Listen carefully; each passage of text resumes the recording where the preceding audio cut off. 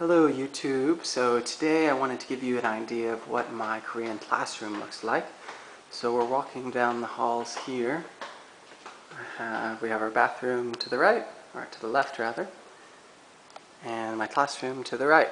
Step in, and as you can see it's fairly big, very big.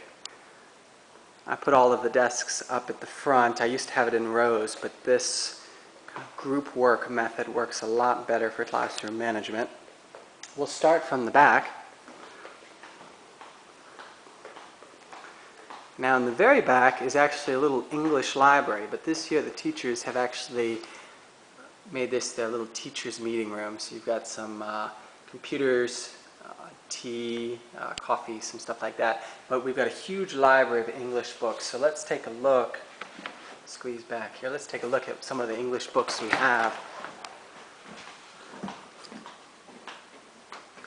So we've got all kinds of beginning readers, kinds of little books, some sets here with lots of more readers.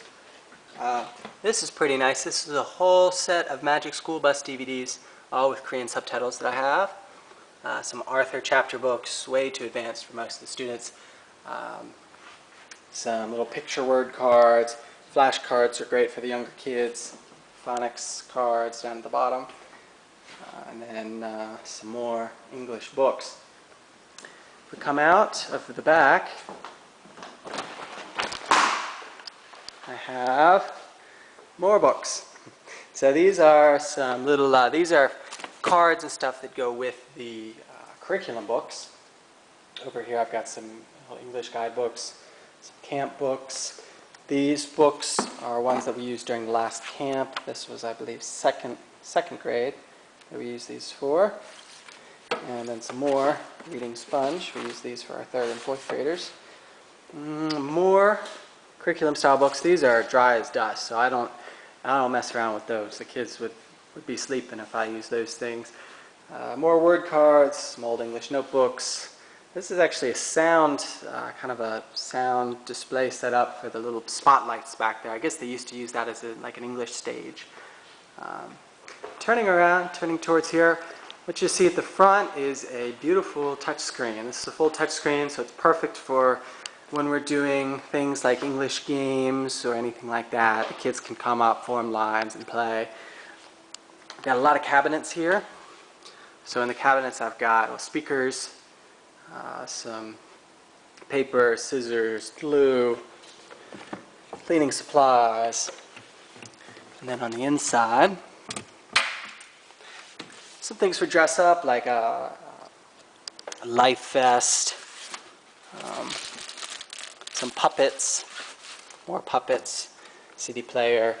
In here, in the second cabinet here, is where I actually keep some surprises. So what we're going to do with my students is we're going to have we just had it for 4th grade, which is a market. It's very fun. So I'll show you. The kids actually get points throughout the year based on how they're doing in class.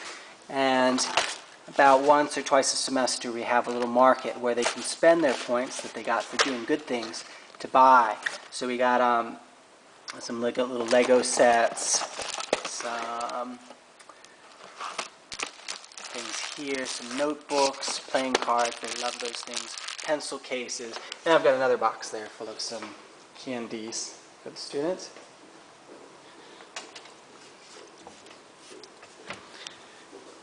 In here we have some whiteboards, which are great for handing out to the students. We can do either drawing or writing activities. They race to see who finishes more quickly.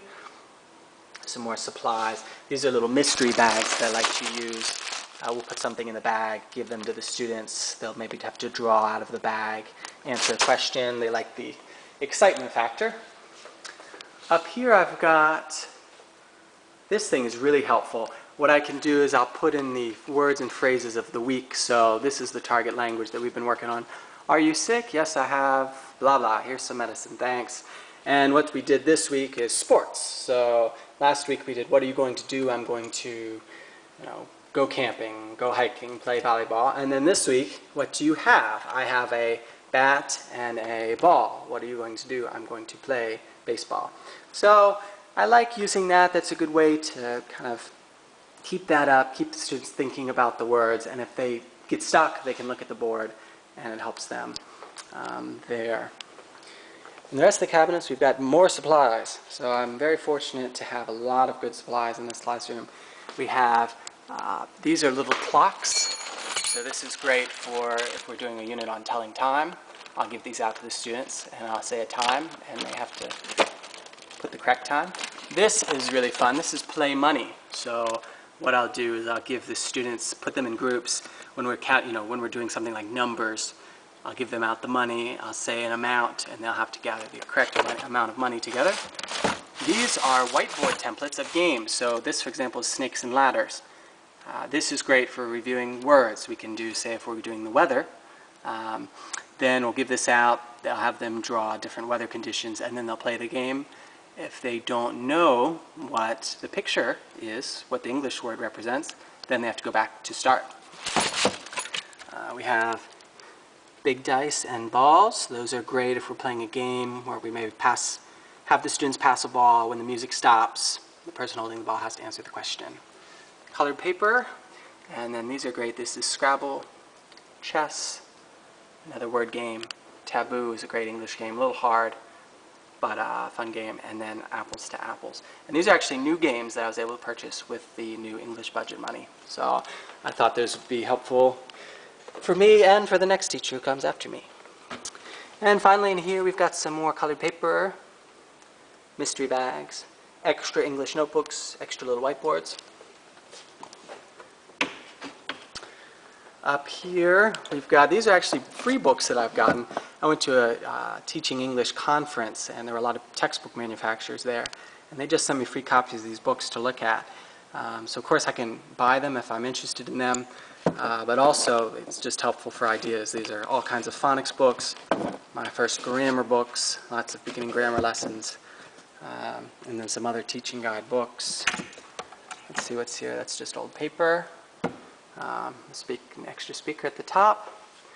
We were doing a lesson on plants, so I got them each a little flower pot, and they could plant a seed. So unfortunately, some of them are dying, but that was a fun project. And let's see what else. I've got a nice computer, a nice widescreen monitor. I think it's an i7 in there, so it's a nice fast computer. A Korean English dictionary that can be helpful, pencil sharpeners. And then my drawers. That's a controller for the whiteboard, stapler, extra pencils. I always keep these on hand. These are the bingo sheets.